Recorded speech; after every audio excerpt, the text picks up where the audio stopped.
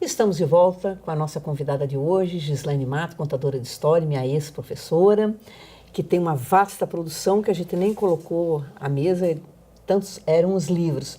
Mas eu só vou destacar alguns. Esse aqui, A Palavra do Contador de Histórias, é a sua dissertação de mestrado. Né? Depois, O Ofício de Contador de Histórias, todos os dois pela Martins, né? Que estão disponíveis. Eu amei, você me indicou e realmente... Como é que chama mesmo o nome daquele ensaio que você me recomendou? Nas Asas da Poesia? Nas Asas da Poesia. Porque é uma linguagem simples, mas tem toda uma sofisticação por trás. É o Paul Zumthor, né, que é um suíço que se dedicou muito a isso, né? E o René Maria Rilke, que nós vamos falar sobre ele daqui a pouco. E esses Vozes do Sertão... São histórias, né? Histórias belamente ilustradas, né? E esse aqui também, História de Quem Conta Histórias, é uma coletânea de vários, né? Eu vou remeter um pouco a esse aqui, porque tem um pensador que é muito interessante. O René Maria Rilke, ele tem Cartas a um Jovem Poeta. Isso. Fale um pouquinho sobre esse ensaio dele, que é tão bonito. Eu gosto muito do Rilke, não é? E essa abordagem que ele tem, essa história dele com esse jovem poeta que escrevia poesias e mandava para ele fazer, para ele dar uma ideia, uma sugestão, se achava que estava bom, que não estava bom. Eu recomendo esse livrinho, para mim é um clássico, né? Cartas a um Jovem Poeta. E que ele vai escrevendo as cartas e dizendo assim, é da vida que você tira a poesia.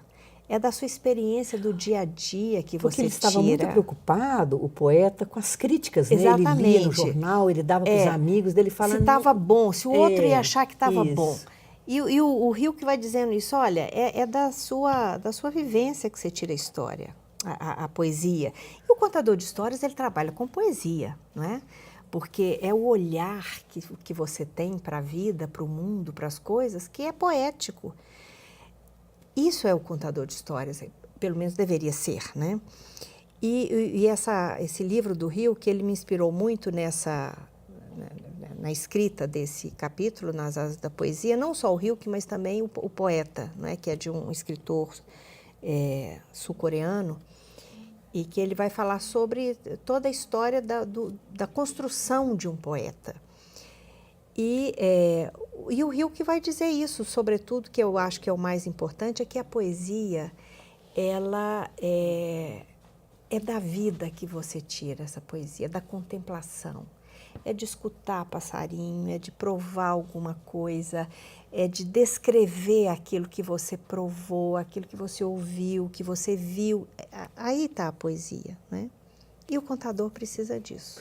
E, na verdade, eu acho que a gente pode até alargar esse sentido que o Rilke utiliza, porque é a maneira como você vive a vida que ela se torna bonita, ou vulgar, ou feia, ou pesada. Exatamente, né? É o seu olhar. É o seu olhar. Você mesmo passou por problemas de saúde graves, né? Assim, depois quase que retornou à vida, vamos dizer assim. Retornei. Retornou, é síndrome... Eu costumo falar para meus amigos, depois que eu morri, voltei, né? Chama síndrome de Steve Johnson. Que é uma coisa rara e dolorosa, do jeito que você me falou. Mas assim, quando você tem... Não precisa todo mundo passar por um problema grave desse. Mas eu acho, eu realmente acredito sinceramente que você acordar de manhã, se você for cristão, você reze agradecendo. Se você não for, olhe para aquele dia, pense alguma coisa que você possa fazer de bom para alguém. Eu acredito muito realmente na valorização das pequenas coisas da vida. São as pequenas coisas que fazem uma vida grande. Não é? E tem uma hora até que você, acho que daí é você que fala, se não me engano, assim, que qualquer um pode ser um contador de histórias, desde que ele não se perca na vulgaridade e na banalidade da existência. Exatamente, exatamente. Que o risco é muito grande, né? A vida também te consome muito na correria. Sim, é esse olhar. Tem uma coisa, Miriam, que eu acho assim adorável nas Mil e Uma Noites, que quando a história é muito boa, no final, quando o califa acabou de escutar a história, ele fala assim, essa história deveria ser escrita com agulha na retina. Então, o que significa escrever uma história com agulha na retina? É que essa história pode mudar o seu olhar para o mundo, para a vida, pode te ajudar a transformar o seu olhar. Isso é que a história deve fazer. Ela deve ser escrita nos seus olhos, não é? Quer dizer, tem que ser no seu corpo, ela tem que estar impressa no seu corpo, não é na sua mente intelectual, é no seu corpo que ela tem que estar pronta para te ajudar a olhar de uma forma nova, de uma forma poética, não é? Eu acho muito bonito o Zen Budismo, que eu não conheço, evidentemente, muito pouca coisa, mas ele tem várias historinhas curtas, uma delas para mostrar essa importância do cotidiano e de viver o presente, né? Porque o budismo fala muito isso. Faça uma coisa de cada vez. Não faça uma coisa já pensando na segunda, na terceira. Então, eu me lembro que tem uma historinha assim, que os monges estão lá à noite tomando sopa lá no monastério, né? Está acabando o dia, e de repente eles escutam umas batidas aflitas na porta. Ele abre a porta, um monge, e é um rapaz, né, muito afoito, muito ansioso.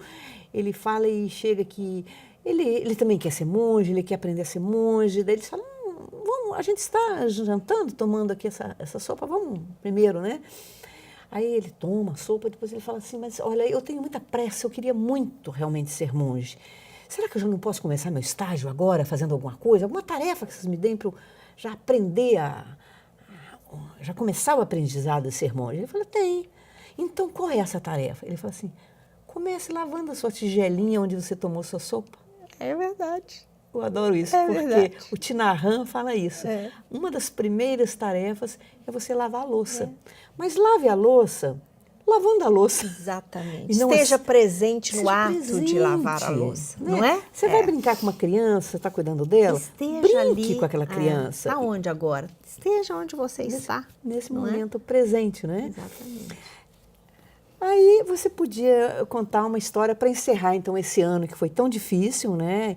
Agora se renovam as esperanças, sempre é assim, né? Apesar que o tempo não é dividido em anos, é o ser humano que faz isso. Exatamente. Né? As dificuldades vão continuar, nós sabemos, mas é uma renovação. Então, escolha uma história para eu vou escolher uma história, assim, que é um desejo para o ano que vem, tá? Que é uma história que fala de paz. Eu acho que a gente precisa de conectar com a paz. Conectar com as pessoas, cultivar a tolerância. E com o que há de bom, o que há de melhor no ser humano, porque o ser humano é lindo também. Então, é só a gente conectar, ligar a tomada no lugar certo, né? É uma história, Miriam, de um reino em guerra. Uma guerra horrível, que não acabava, e o rei já não sabia mais o que fazer com aquela guerra que estava destruindo tudo, e ele já tinha feito tudo que podia em relação ao exército, em relação à diplomacia, e não tinha jeito. Então ele foi procurar um sábio que morava no alto de uma montanha, ficava quietinho lá no seu canto. Não tinha muita notícia do mundo também, ficava lá fazendo as coisas dele. E o rei chegou lá e disse, olha, ele era um monge, esse sábio, eu queria que você me ajudasse a fazer alguma coisa para acabar com essa guerra, porque eu já não sei mais o que fazer. O monge falou, tá, tudo bem, eu vou fazer sim alguma coisa para ajudar a acabar essa guerra. Pode ir tranquilo. E o rei foi-se embora. E passou um pouco de tempo e as coisas começaram a mudar, e o rei do outro reino que estava em guerra com ele procurou para voltar às conversações, pela diplomacia, enfim, as coisas foram se ajeitando. A guerra acabou completamente e veio um momento de paz de novo para toda aquela região. O rei então lembrou do monge e disse, poxa, eu pedi um monge para fazer alguma coisa, para acabar com essa guerra, e ele não deu nem notícia mais. Eu quero ir lá agora que eu quero cobrar isso dele. E foi. Chegou lá e disse para o monge, olha, eu vim aqui numa situação horrível que estava, pedi que você fizesse alguma coisa para ajudar a acabar com essa guerra, você não se manifestou, não fez nada, não procurou as partes para conversar. Né? Eu fiquei muito aborrecido com isso. O monge falou, como eu não fiz nada? Quem te disse que eu não fiz nada? Eu tratei de fazer a paz dentro de mim mesmo, para que ela se expandisse para fora de mim e chegasse a todos os outros corações. Porque todos estamos ligados num só coração. E assim a paz foi feita. Então, eu acho que essa mensagem é que eu gostaria de deixar para 2017. Se a gente puder fazer a paz no nosso próprio coração e lembrar do espírito da unidade, que a gente pode pulsar no mesmo coração, a paz pode se expandir para todos os cantos. Você não acha isso, Miriam? Eu, sinceramente, eu acho e tenho a impressão que as pessoas, muitas vão nos achar um pouco ingênuas. Mas não importa, não importa. Eu acredito, eu vejo realmente, né, eu como defensora de animais, eu lido com a crueldade humana quase que no dia a dia, né?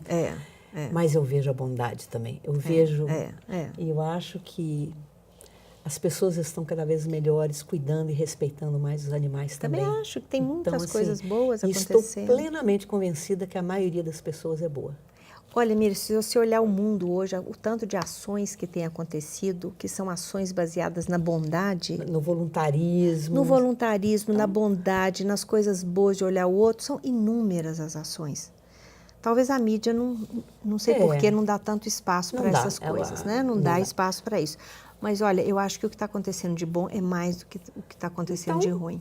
Vamos desejar aqui. Olha, eu queria muito agradecer a sua presença aqui, foi muito emocionante para mim mesmo te rever. Eu agradeço muito ter te revisto depois de tanto tempo. E vamos desejar, então, a todos, né, um feliz 2017, com mais tolerância, com mais amizade. Com paz no coração. Até agora, o ano que vem. Até lá.